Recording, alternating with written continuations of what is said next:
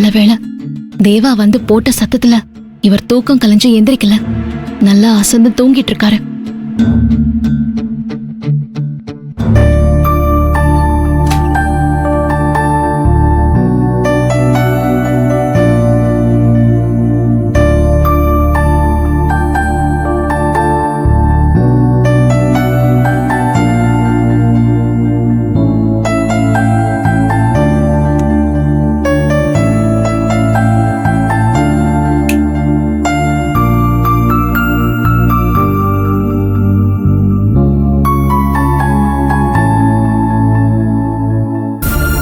நாளைக்கு சுபலட்சுமி அக்காவை police station கூட்டிட்டு போனோம்.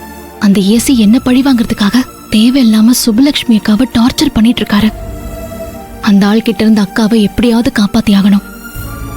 அதுக்கு ஏதாவது இமீடியட்டா பண்ணியே ஆகணும். அக்கா ரொம்ப பாவம். அவங்களுக்கு இந்த நேரத்துல நாம தான் ரொம்ப சப்போர்ட்டா இருக்கணும். நம்மளுக்கு எவ்வளவுதான் வேலை இருந்தாலும் அவங்களையும் நல்லபடியா பாத்துக்கணும். அக்காவையும் யாழினியையும் எப்பவுமே விட்டுறக்கூடாது. அதுதான் ரஞ்சித் சாருக்கு நாம பண்ற நன்றி கடனா இருக்கும்.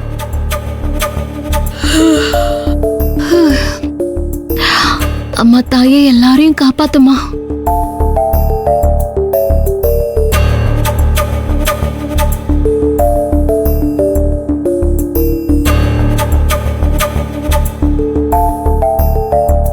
ஆதிரே,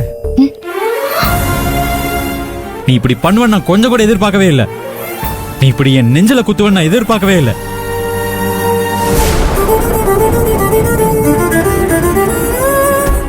என் கழுத்துல ஈர துணியை போட்டு அறுக்கிற மாதிரி என்ன நம்ப வச்சு ஏமாத்திட்டேல. இது உனக்கே நியாயமா இருக்கா? என்ன பாக்குற? உனக்கு இதுக்கப்புறம் இந்த வீட்லயே இடம் கிடையாது, என் மனசுல இடம் கிடையாது. வெளியில போ.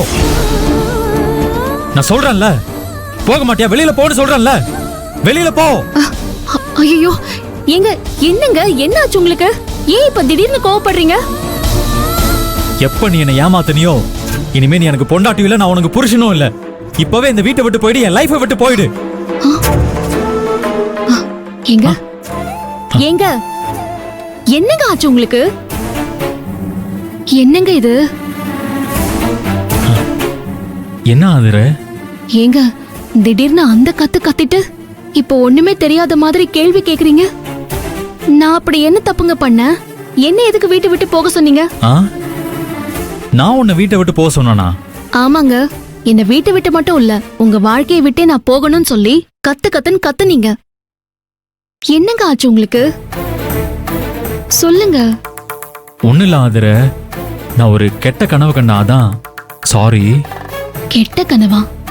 ஆமா ஆதுர, கனவுனா சாதாரண கனவு இல்ல, ஒரு மாதிரியான கனவு. ஒரு மாதிரியான கனவா? என்ன கனவு? அது வந்து ரோஹிணி காலேஜ்ல படிக்கிறதுக்கு 1 லட்சம் ரூபாய் பணம் கேட்டா. அதுக்கு என்னாலாம் பணம் தர முடியாது நானும் சொன்னேன். நீயும் சொன்னேல. சொன்னேல ஆதுர? ஆமாங்க சொன்னேன்.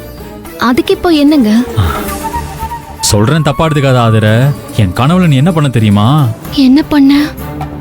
நீ எனக்கே தெரியாம 1 லட்சம் ரூபாய் பணம் கொடுத்து ரோஹிணியை காலேஜ்ல சேர்த்து விட்டுருக்க. அதை நான் கண்டுபிடிச்சு ஏன் ஆதுர நீ ஏன் இப்படி எல்லாம் பண்றேன்னு கேட்டேன். அதுக்கு நீ என்ன சொன்ன தெரியுமா? ரோஹிணி படிக்கணும்னு ஆசைப்படுறா, அதனால 1 லட்சம் ரூபாய் கடனை வாங்கி அவளை காலேஜ்ல சேர்த்து விட்டுட்டேன். வாட்டர் கேன் கடையில வர வருமானத்தை வச்சு அந்த கடனை நான் அடைச்சிருவேன், நீங்க உங்க வேலையை பார்த்துட்டு போங்கன்னு சொல்ற. என்னோட கனவு வீட்டுக்கு எனக்கு பணம் தரேன்னு சொல்லிட்டு எனக்கே தெரியாம 1 லட்சம் ரூபாய் பணத்தை கட்டி ரோஹிணி காலேஜ்ல சேர்த்து விட்டது இல்லாம கடையில வர வருமானத்தையும் கடன் அடைச்சிருவேன்னு சொல்றது எவ்வளவு பெரிய நம்பிக்கை துரோகம். அதனாலதான் என்ன மீறி கோவத்துல இனிமே உனக்கு இந்த வீட்டுல இடம் இல்ல, நீ இந்த வீட்டை விட்டு வெளியில போன்னு எனக்கே தெரியாம தூக்கத்துல கத்திட்டான் ஆதுர. இவர் உண்மையிலேயே கனவுதான் கண்டாரா? இல்ல நான் சுப்பலட்சுமி அக்கா கிட்ட இருந்து பணத்தை வாங்கி ரோஹிணிய காலேஜ்ல சேர்த்து விட்டதை கண்டுபிடிச்சிட்டாரா? ஐயோ, என்னவா இருக்கும் தெரியலையே.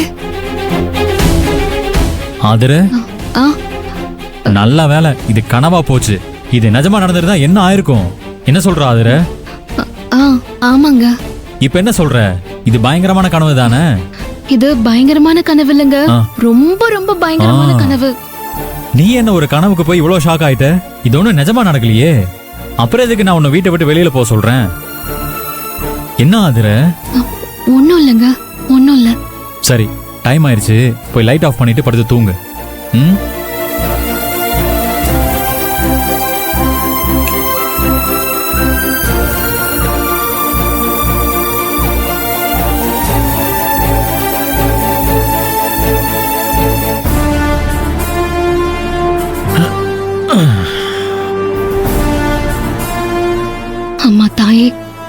கண்ட கனவு என்னைக்குமே பலிச்சிடக்கூடாது.